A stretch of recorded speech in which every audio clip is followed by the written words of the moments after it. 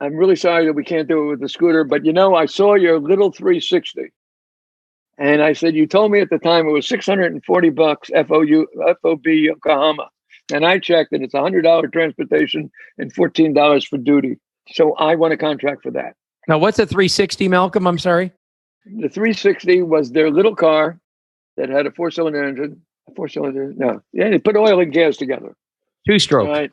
Yeah, two-stroke. That's right. Two-stroke. And it's got 66 miles to the gallon. And it was adorable. I mean, I could sit in the car with a hat on. It looked like a little egg.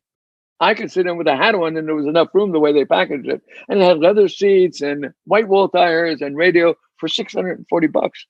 $740, $775 in his mind in the United States landed. Wow.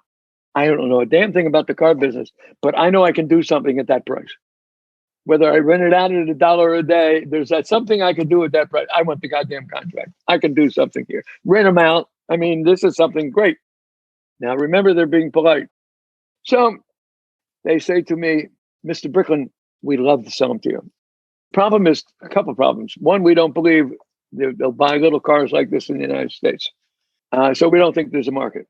And the second all is the next year, 1968 or 1969, we're somewhere in there, the federal regulations were starting to take effect for safety. So if you give us $1.5 million so we can do all the things we have to do to the car to make it legal for you to sell it in the United States, you can have the car. Now, I knew that was sort of a polite way to go fuck yourself. Right. But I said, thank you very much. I got on a plane and I flew to Washington, D.C. and I go into the NHTSA office and I said, give me the book on the federal regulations for safety. They give me a book about 2 inches thick. First I look at the outside, I go, oh, this is not for me. But I open it up. I read the first couple of pages. I go, I'm dead. I can't understand a damn thing here. I can't deal with it on this basis. I go back to the first page, which said, these safety rules apply to all cars over 1,000 pounds curb weight. Hmm. Boom, boom, boom, boom, boom. What's curb weight? Curb weight is sitting at the curb with all its fluids, all the gas filled in, the air conditioning, if it has a fluid filled in, whatever you have fluid filled in, that's curb weight. My brochure says 960 pounds curb weight. What can you do to change the law if I start bringing these cars in the United States?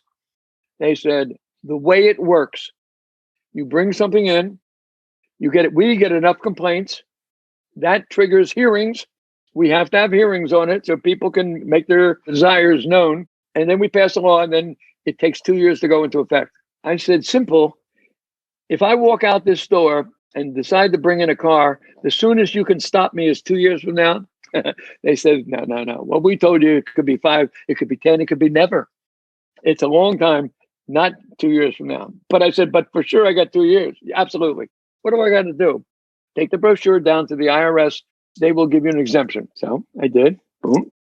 I called Japan. I said, I'm coming over. I need a meeting with the board of directors. It will be my last trip to Japan if we can't agree at this meeting. Malcolm, they said take the brochure to the IRS or to like the DOT? Yeah, the IRS office. I go to an IRS office. Okay. I show them the brochure, and they gave me a piece of paper, and they stamped it, and it said I can bring in this particular car with the brochure attached without meeting the regulations. Okay. Now I got that. It's in my pocket. The first thing I do is go out and hire for the week an acquaintance of mine that was 55 years old. And I was hiring him so it looked like I had some people that were at age to him. And I told him, your job is to come smile and say hello. Don't say anything else. Don't do anything else where you're just working with me. We fly to Japan. We go in. It was a snowy day in Tokyo, which is very rare. Their offices were right across from the Shinjuku station, which trillions of people go every day. And all these people running around in the snow, which Tokyo was not prepared for. So I remember the feeling of frustration with that snow coming down and people running around, and we're in the boardroom. And I say to them, I thank them very much for their patience. I knew they were being tolerant. I wanted to tell them for sure, no matter what happens with us, I will never sue you. You do not have to worry about that. Don't have to react in any decision you're about to make based on a fear of me doing anything that would jeopardize your name, reputation, or money. Thank you. Okay. So I said, let's be real clear. I'm going to pull out all the stops. I happen to be politically connected in the United States. And I know you think I'm full of crap. So here's the deal. If I can get the United States government to give me an exemption to bring in your cars, you tell me that I have a contract for that car. And they said, absolutely. And I pulled out that piece of paper, and Subaru of America was formed. That's unbelievable. From the Lembretta motor scooters that I couldn't sell. Was the make called Subaru in Japan, or did you come up with that name? Subaru is the name I came up with. They called it Subaru. They called it Subaru here because some advertising agency, 12 Subaru. But Subaru is how you pronounce it there. And the 5 stars is the same. Now we only got the little car. Then everything is going fabulous. Selling them as fast as I can bring them in. I'm getting letters of credit. I need letters of credit before they're getting and ships and all stuff I had no idea about. And then one day, Consumer Report comes out on the front cover, Cadillac and his little 360 with a shitty article that says unsafe because it didn't have to meet any regulations. Somebody calls me up and tells me about it. I said, what's Consumer Report? So they tell me. I said, well, what's the circulation? They said 500,000. So I said, what do I care? 500,000 people won't buy the car. Who gives a damn? They said, no, that's not the problem. Problem is all the banks read it, and the banks are cutting off the floor planning to the dealers for the car. Yeah, I got cars stuck on ships. I got cars being built. I got pieces being built that are going to the factory. It's going to be built.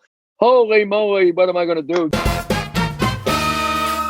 This has been Jeff Stearns, Connected Through Cars.